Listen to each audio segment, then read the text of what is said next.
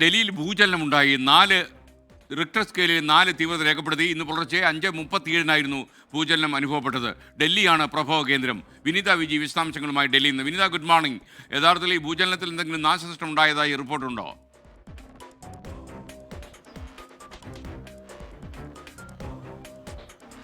Very good morning S K N. ഇന്ന് പുലർച്ചെ 5:37 ഈ ഭൂചലനം ഉണ്ടാവുന്നത്.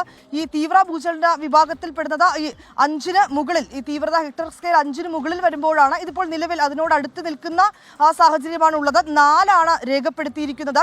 ഇതുവരെയായിട്ടും ആളപായമോ അല്ലെങ്കിൽ ഇതുമായി ബന്ധപ്പെട്ടുകൊണ്ടുള്ള നാശനഷ്ടങ്ങളോ ഒന്നും തന്നെ രേഖപ്പെടുത്തിയിട്ടില്ല. പക്ഷെ ആളുകളെ സംബന്ധിച്ച് പുലർച്ചെയായിരുന്നു. ഒപ്പം തന്നെ ഡൽഹിയെ സംബന്ധിച്ചിടത്തോളം ഈ ശൈത്യകാലം ഇങ്ങനെ തുടരുകയാണ്. അതുകൊണ്ട് തന്നെ ഈ പുലർച്ചെ ആളുകളൊക്കെ തന്നെ വീട്ടിലുറക്കമായിരുന്നു. ഈ സമയത്താണ് ഈ ശക്തമായിട്ടുള്ള ഭൂചലനം അനുഭവപ്പെടുന്നത്. തുടർന്ന് ഡൽഹിയിലെ ഒരു നഗരമേഖലകളിലേക്ക് അടക്കം നമുക്കറിയാം, എല്ലാവരും വലിയ ഫ്ളാറ്റുകളിലൊക്കെയാണ് താമസിക്കുന്നത്. ആളുകളെ സംബന്ധിച്ചിടത്തോളം വലിയ പരിഭ്രാന്തി ഉണ്ടാക്കി. ഈ ഉയർന്ന കെട്ടിടങ്ങളിലൊക്കെ താമസിക്കുന്ന ആളുകൾ പുറത്തേക്കൊക്കെ മാറി വരുന്ന ഒരു സാഹചര്യമാണ് നമുക്ക് കാണാൻ കഴിഞ്ഞിട്ടുണ്ടായിരുന്നത്.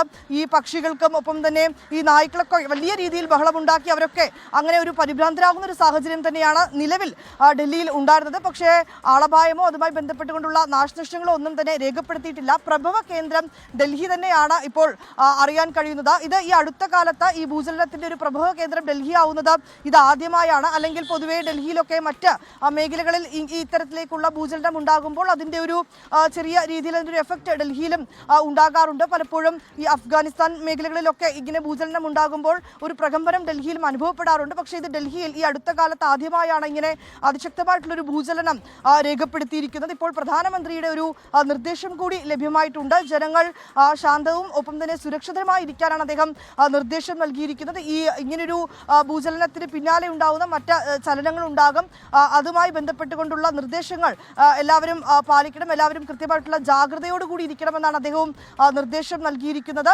ഇന്ന് പുലർച്ചെ 5:37 ഈ ഭൂചലനം ഉണ്ടായിരിക്കുന്നത്. നിലവിൽ അത്തരത്തിലേക്കുള്ള അപകടങ്ങളോ അല്ലെങ്കിൽ അതുമായി ബന്ധപ്പെട്ടുകൊണ്ടുള്ള റിപ്പോർട്ടുകളോ ഒന്നും തന്നെ ഉണ്ടായിട്ടില്ല. ആളുകളെ സംബന്ധിച്ചിടത്തോളം വലിയ പരിഭ്രാന്തിയിലേക്ക് തന്നെയാണ് ആ സാഹചര്യം പോയിരുന്നത്. Okay, thank you Vineetha Viji.